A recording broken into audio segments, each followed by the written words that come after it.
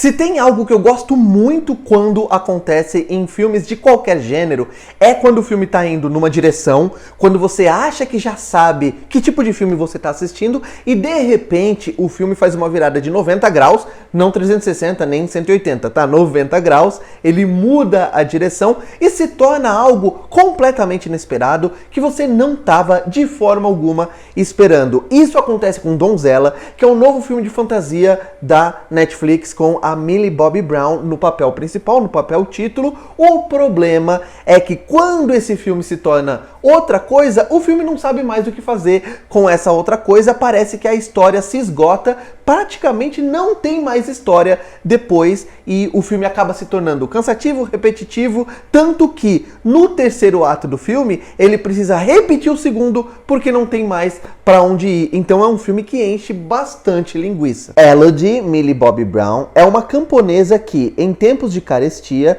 recebe uma proposta de casamento de um príncipe riquíssimo de um reino distante. Mas o que era bom demais para ser verdade não demora muito para se revelar um pesadelo. Essa é uma história medieval fantástica, não tem nada de realista, não tem nada de verossimilhante aqui. É uma daquelas histórias que parecem contos de fadas, mas desde o começo já dá para perceber que o que o filme está tentando ser é uma espécie de anti-conto de fadas, uma espécie de anti-romance, porque desde o começo, na narração em off que nos apresenta aquele universo e a protagonista, a gente já ouve ela falar sobre ser a protagonista da própria história. Então é um filme não sobre aquela donzela que vai ser coadjuvante da história do protagonista, que vai ser o prêmio no final da história pro príncipe, mas na verdade ela vai ser a protagonista, ela vai ter que lutar contra os seus próprios adversários ali. Então é um filme que já se apresenta como um anti-conto de fadas. Mas de um ponto de vista estético, desde o começo do filme,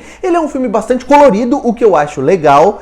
Porém, por outro lado, mesmo sendo legal que ele seja colorido, é um filme bastante limpinho. Eu fiquei surpreso desde o começo do filme, porque quando eu falo limpo, eu tô falando do cabelo, eu tô falando da roupa, eu tô falando dos cavalos, dos objetos de cena, que são muito limpos, considerando que a gente, por mais que esteja num filme sobre uma versão fantástica da Idade Média, a gente tá assistindo a um filme sobre a Idade Média, então tudo parece sanitarizado demais. Inclusive, eu preciso falar isso, tá, gente? Isso não é o principal ponto aqui da crítica, mas eu fiquei surpreso como a Millie Bobby Brown tá bem maquiada nesse filme, né? Mesmo ela sendo uma camponesa lá da Idade Média, ela tá com a make sempre em dia, é absolutamente admirável isso. Inclusive tem uma cena em que ela tá sendo vestida, né, pela nova família que vai adotá-la ali a partir do momento em que ela vai se casar com o príncipe.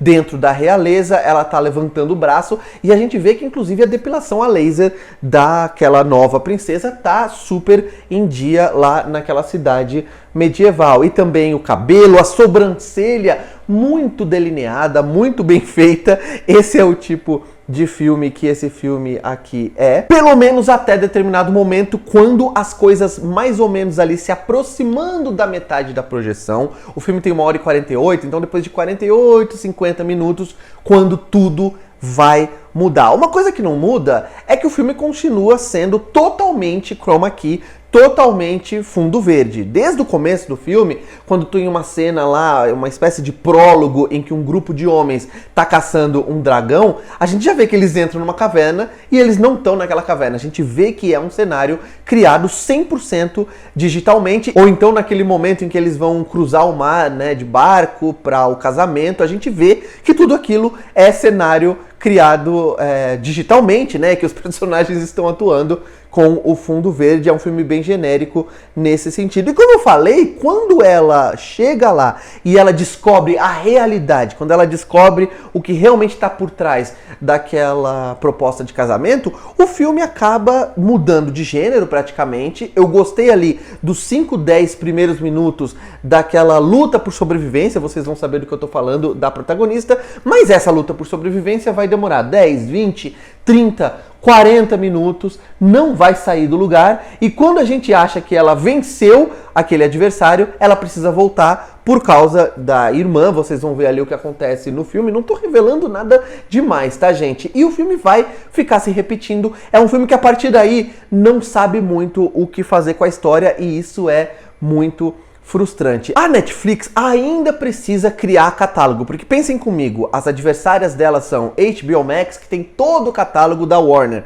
Disney Plus, que tem todo o catálogo da Disney, e agora da Fox, da Lucasfilm, da Marvel, etc. E a Netflix é uma empresa relativamente nova, comparando com todas essas que são centenárias, né? Todas elas estão comemorando 100 anos, a Disney, a Paramount, a própria Warner, como eu falei. Então a Netflix precisa ter um catálogo que seja minimamente competitivo diante dessas outras empresas de streaming. Ela é uma empresa nova, então o que ela está fazendo nos últimos anos, já faz, sei lá, uns 7 anos mais ou menos, é criar filmes que, mesmo que sejam genéricos, mesmo que sejam filmes bastante clichê, mesmo que sejam filmes que já tenha outros parecidos que façam exatamente a mesma coisa que o filme está fazendo, ela precisa ter esses filmes para que eles sejam os competidores da Netflix dentro da plataforma, na competição com essas outras plataformas de streaming. Então é natural que um filme como esse, que é um filme descartável, que é um filme, como eu falei, completamente inofensivo e que em outros tempos,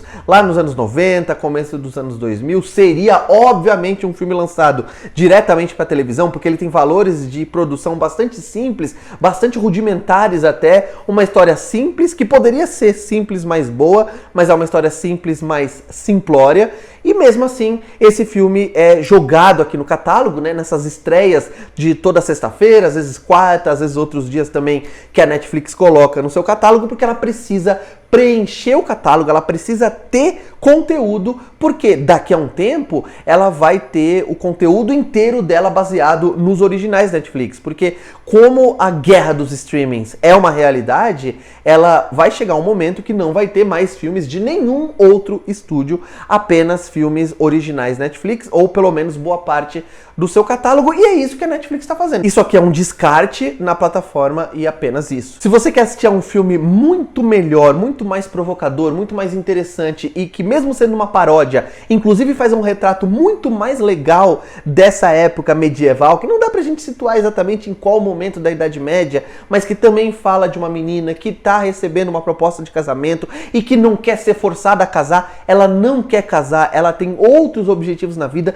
mesmo sendo uma menina da Idade Média. Eu vou sugerir aqui um filme, inclusive, sobre o qual eu fiz crítica aqui no canal, que é um filme chamado Catarina, a Menina Chamada Passarinha, que tá no catálogo do Prime Video. Não é por ser do Prime Video, eu não acho que o Prime Video tem um catálogo muito melhor do que a Netflix, mas particularmente esse filme cumpriu o papel daquilo que eu acho que Donzella queria fazer, pelo menos até determinado momento da projeção, desde que ele se perdeu completamente. Se você assistir ao filme, vem aqui dizer o que você achou, se você gostou, não gostou, se concorda ou discorda dos pontos que eu apresentei nessa crítica. Não se esquece de dar um like nesse vídeo, de se inscrever no canal, de clicar no sininho e em sempre para sempre receber notificações de vídeos novos por aqui. E por hoje é isso, um abraço, tchau!